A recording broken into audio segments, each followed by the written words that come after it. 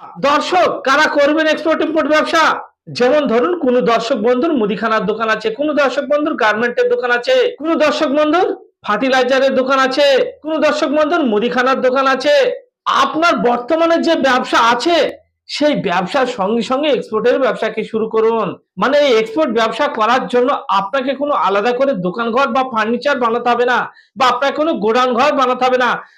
আপনি আপনার বর্তমান ব্যবসার সঙ্গে সঙ্গে এক্সপোর্টের কোম্পানিকে পরিচালনা করতে পারবেন।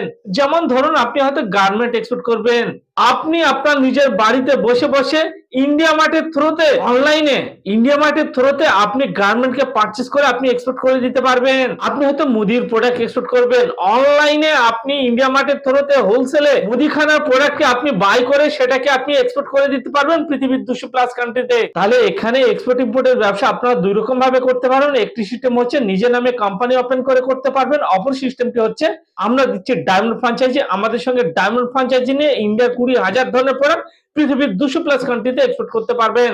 এই ডায়মন্ড ফ্র্যাঞ্চাইজি কি, এই বিষয়ে আরো ডিটেইলস জানার জন্য স্ক্রিনে দেওয়া নম্বরে ফোন করুন।